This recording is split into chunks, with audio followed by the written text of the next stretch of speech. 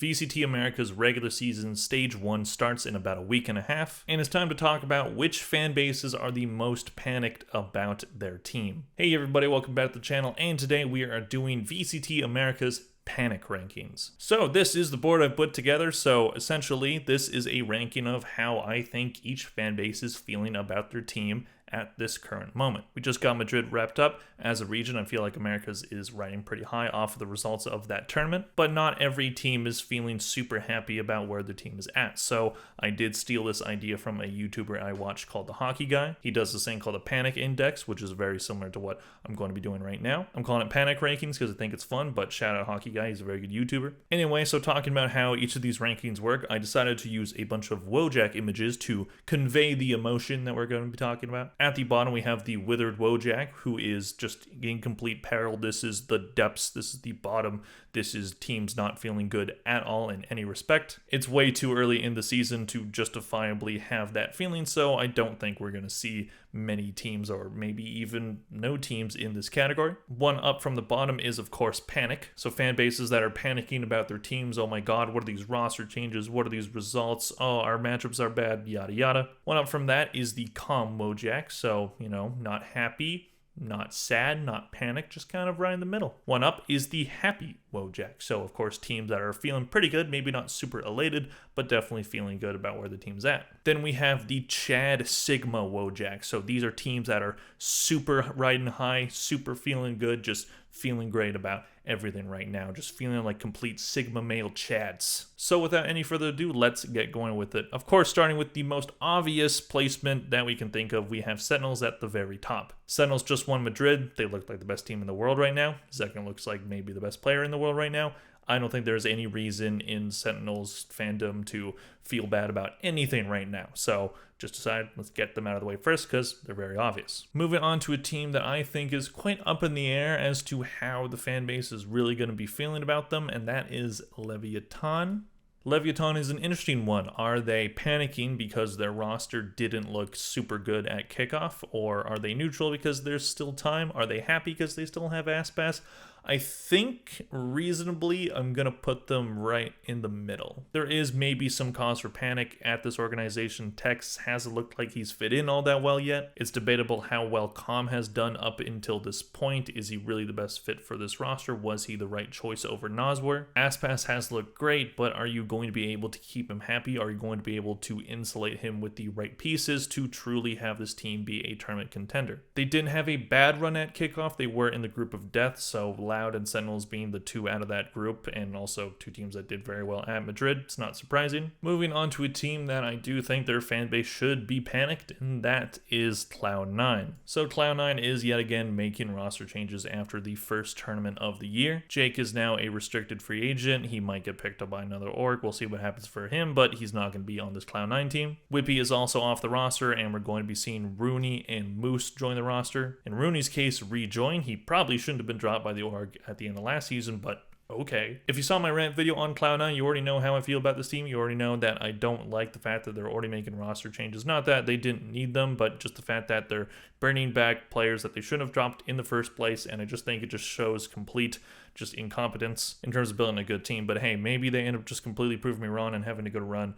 But I do think that, just already having these drastic changes and already just seeing that this team on paper doesn't look very good, I think there is cause to be concerned for this team. And I do think that the Cloud9 fan base shouldn't be happy with where this team is headed. So I do think that it justifiably puts them in the panic section. Moving on to a team that Cloud9 did play during the kickoff event, Furia. Fear is kind of an interesting one. So they now have Noswer. They were in on Pancata, but Pancata was not able to join the team. Noswer should be an upgrade over Lizy, so we'll see how that ends up working out for them. And I think because of those reasons, I'm going to put them in the middle because I think they have potentially upgraded their roster. Their fan base should be feeling good about that, but at the same time, is it really going to work? Is it really going to be great? I don't know. I could probably put them down in the panic section, but I think just for now, put Furia right in the middle and see where it goes. Moving on to to G2. So I think we're going to put them down in panic as well. I probably wouldn't have put them here a couple weeks ago, but now they've dropped net. They're bringing in a player from tier 2 whose name is Icy, I believe. So, I mean, I'm sure he's a good player, but I don't know if removing net at this point is a good move. This team just made their way up through tier 2 through the Ascension tournament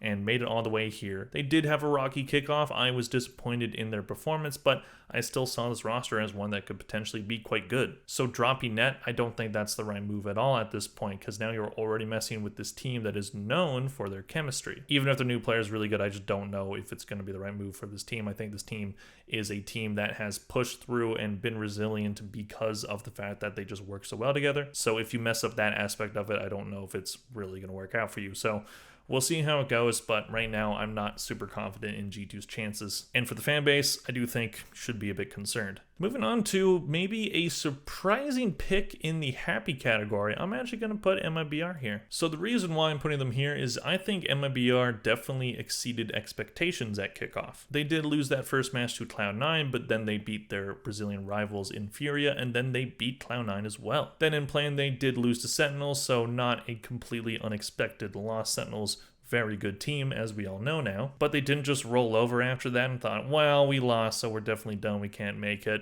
so let's just roll over and die. No, they beat G2, a absolutely hard-fought match, and, you know, I have gotten some comments on where I rank them in my power rankings, saying that I'm ranking them too high. I just think that with how they looked at kickoff, I think is potentially better than a good amount of teams at kickoff. While this team might not have the top tier talent needed to go far in the tournament, I do think that they do have a pretty solid roster, and they're also coached very well. They do have 2 previous Loud coaches, which is pretty funny to me. And so far, they've gotten some pretty good results, so I'm not going to count them out. And I do think, you know, for the fan base, I don't think you're coming into the season with super high expectations, so if they can just put up a good fight, which they've done up to this point, I think you're happy. And maybe that can grow into something that could potentially be a tournament contender, at least in their own region. I'm not saying I'm expecting that to happen this year, because I'm not, but we could maybe potentially be seeing the start of something good for MIBR, which is a lot more hopeful than we've been in the past about this roster. Moving on to Evil Geniuses, I think Evil Geniuses probably go in the middle as well. They beat G2 to make it to the playoff stage at kickoff, and then they had a matchup against Loud, which they did perform pretty well. They did take a map off of them, but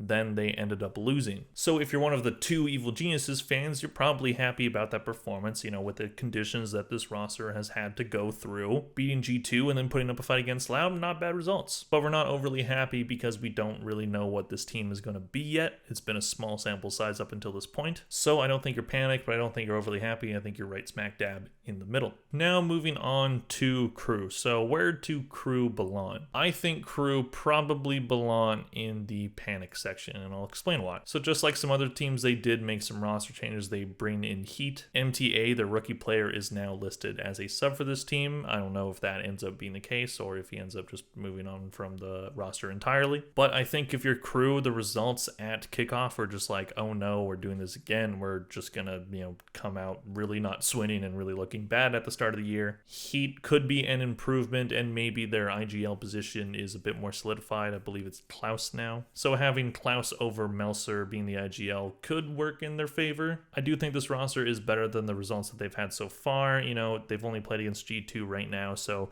you know, I could put them in the middle category because just like EG, we don't really know how this team's going to do yet. But I do think that there is potential for another very long, very mediocre year for Crew, where we maybe only see a couple good flashes, you know, maybe by the end of the year, just like they did at LCQ last time. So I am hopeful for Crew to do some stuff. I do like this roster, but I just don't know if I see it right now, and I don't know if the fan base sees it either. Moving on to 100 Thieves. So this is yet again another interesting one, but I think I'm going to put them in the middle as well. A lot of teams in the middle. So 100 Thieves were in the group of death. They lost their only 2 matches at kickoff against Sentinels and Leviathan. So very unfortunate luck of the draw from them, but they did put up a good fight against both of those teams. Both of those matches, they started the first map super slow. They looked really sloppy out of the gate, so they definitely have a lot of things that they need to fix up, because you're not going to get very far if you start matches late all the time. But with the addition of Busio, I do think given more time with this roster, during these regular season stages,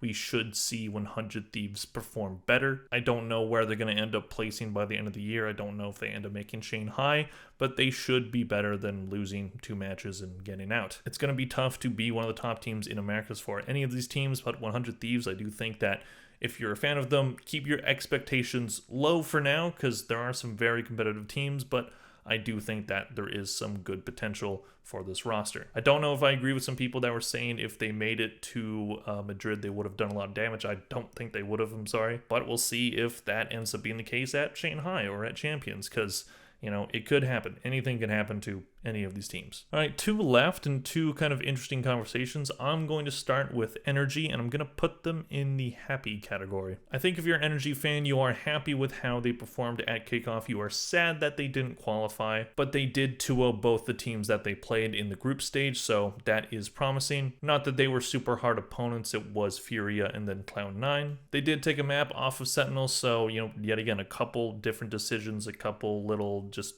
things to fix up here and there, and they could have saw themselves in Madrid. Valorant is very much a game of inches in that way. And I think with this newly constructed roster, I think they showed a lot of promise at kickoff. Demon 1 still looked very good. I do still think he is potentially at the level that he was last year. Rough match for him against Sentinels, but before that he was looking quite dominant. Victor and Crash, he's picking up where they left off. Ethan being a solid addition thus far. Marv looking good as well. This is a good team. And if this team's fan base was going to panic over anything, I think it wouldn't be losing to the team that ended up winning the international. So I think Energy are going to be fine. They should find themselves within the top 3 of Americas. They should be at Shanghai.